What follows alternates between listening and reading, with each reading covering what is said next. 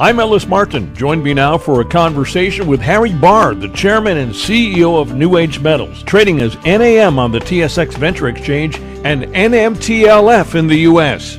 New Age Metals Incorporated is a mineral exploration company focused on the discovery, exploration, and development of Canada's largest primary platinum group metals PGM deposit, the River Valley PGM Project, located in the Sudbury region of Northern Ontario. The company also has a lithium division with 5 lithium projects, of which 3 are drill-ready.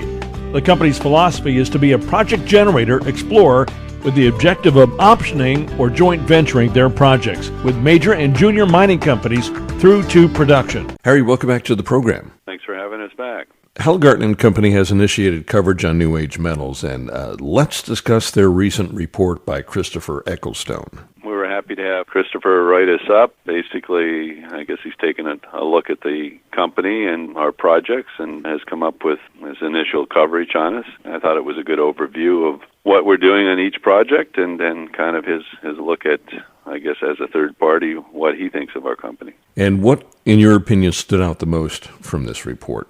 Well, I'm watching this thing every day as a CEO, but I think we pinpointed that we were a unique project in the sense that we have North America's largest undeveloped primary platinum group metal deposit. He pointed out the fact that we're in the very beginning of completing the first economic study on the project, our preliminary economic assessment, which is slated to be done by the end of the second quarter of next year, if not before. He talked about the potential of, in terms of pricing, and this was written about a month ago, and he wasn't too far off. I don't know if you've noticed today, but palladium has basically reached an all-time new high, and just in the last couple of days again. So the pricing of palladium and the fact that it's very hard to find here in North America, most of it comes from South Africa and Russia. He talked about our Genesis project in Alaska, the new project we have, and gave a bit of an overview of that. And then he basically tried to point out that we're different than most of the kind of new age metal type companies in the sense that we have 2 divisions, and he talked about our lithium division too. So I thought it was a pretty good overview of who we are and what we would look like if somebody else was reading about us. Well, I was looking at the palladium expose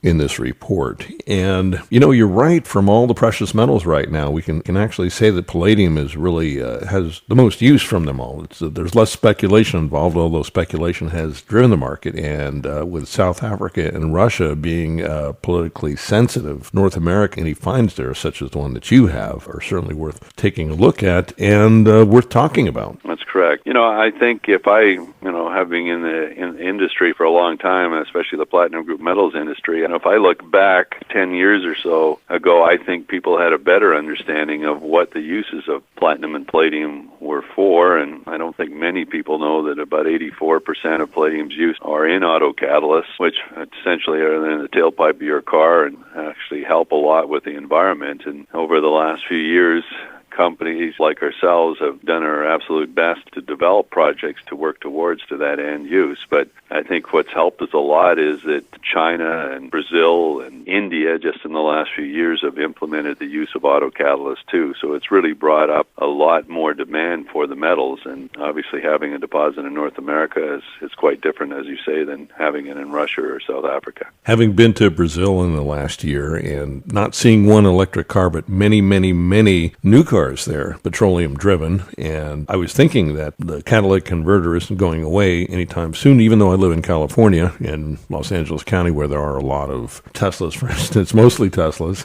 and Priuses, which are hybrids. I don't have too many friends that have purely electric cars. We're not there yet, and when we are there, then, lithium is, of course, more interest to us. Well, that's right. I think it's going to be 20 to 30 years or more before they actually converge and one kind of beats out the other. It's a long ways down the path. I mean, it's almost a joke to think if you're in Canada that you're going to maybe start in one end of the country and drive your electric car across to the other side. I don't think it would be impossible, but you'd have to plan on staying in different places and maybe taking 4 or 5 times the normal time it would take to get across the country. We're a long way from one technology kind of beating out the other. And part of what a lot of people forget is that platinum group metals are also precious metals, and we've had a little bit of an increase in the price of gold in the last few weeks too, and of course that all helps both platinum and palladium too.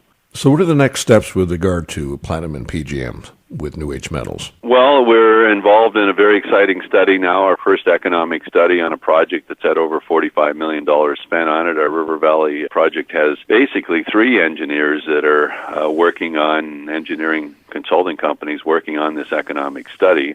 The one that did our resource calculation that was published in the spring still has some involvement, and a company called P&E are heading up the project, and then we have another company called DRA who are working with them to complete this study. We're telling our shareholders that we plan to have it done for sure by the end of the second quarter of next year, and we're working as diligently as we can to get it done. It's a process. There's literally $45 million worth of expenditures that have to be taken into consideration and put into an economic study, and then that's ongoing. We'll probably have an update to our shareholders on it in the next week or two. On the site itself, we've done 2 rounds of geophysical work and another big one this year, and we're out there with a permit we've got recently using both a bulldozer and a backhoe, and we're stripping some of the areas the geophysics pointed out to. We're lucky in this area. Many of the new geophysical targets actually report to surface, so with a little bit of soil removed, we can get right into that fresh rock and take samples, and so that's what's happening on the site right now. There'll be 2 or 3 months of that. That's all going to add up to a new drill program that'll probably be 3-phase, and it'll probably be implemented maybe starting late this 2019 in the winter or early spring. But our main focus is on completing this preliminary economic assessment, or the first economic report on the project. Following that, we would do a pre-feasibility and then a feasibility study. That's what's happening on River Valley. Our lithium projects are moving ahead. We have 2 drill applications in, and we're going to have some exciting news out over the next couple of days about what's happening both on the projects and some of the field work we've done and where we are in regards to our drilling permits. And eventually we want to get out drilling one of these projects before the end of the year. And of course you have that JV with Azincourt Energy. That's correct. The beauty of the financing for our lithium division is it is financed through an option joint venture arrangement with another company called Azincourt Energy, and they're funding not only this year's but kind of the go-forward plan over the next couple of years. And the budget for this year is $600,000. So we're basically wrapping up over the next couple of weeks our field work that we've done on several of these projects. For the listeners, we have 8 lithium projects. Most of them are all road accessible just out of the city of Winnipeg, anywhere from 100 to 200 kilometers north and northeast of Manitoba, which is Winnipeg. And we have a top geologist who's a lithium specialist, and we've been basically identifying a series of different projects and putting some drill locations on 2 of them, and we have drill permits in, and so we'll have a release out here probably next week on the updates of what's happening on those properties. So we're hoping to be drilling on one of them before the end of the year, and the beauty of these projects is we can drill in the winter months there too. What's your take right now on the energy market with regard to lithium? It's been rather sluggish lately, and we can blame that on J.P. Morgan Chase or not. What are your thoughts, and why is now potentially a fantastic time to take a look at getting involved in a company such as New Age Metals? Well, the lithium industry is not going away. I think we had a major surge in 16 and 17 that put a lot of companies like us basically into the business, and we went out and found ourselves a top geologist in that sector, and then acquired basically the largest land base in this famous Winnipeg River pegmatite field. Again, for the listeners, we're looking for pegmatites. In the pegmatites, we need a mineral called spodumene, and within that, we would find our lithium and other rare metals. I think it's a time where most of the junior industries, junior mining exploration has kind of been in a bit of a slump, simply because other investments like in Canada here, especially the marijuana industry, really heated up this fall and took a lot of the investment dollars maybe away from the mining industry. But the world is busy right now. There is no doubt in my mind that minerals are being used in a way, in a manner, and at a speed that is almost unprecedented on a worldwide basis. All the construction companies are busy, housing and large buildings are being built, and then obviously the car industry, which uses a whole lot of our platinum group metals and lithium, is quite busy too. So I just think it's a time where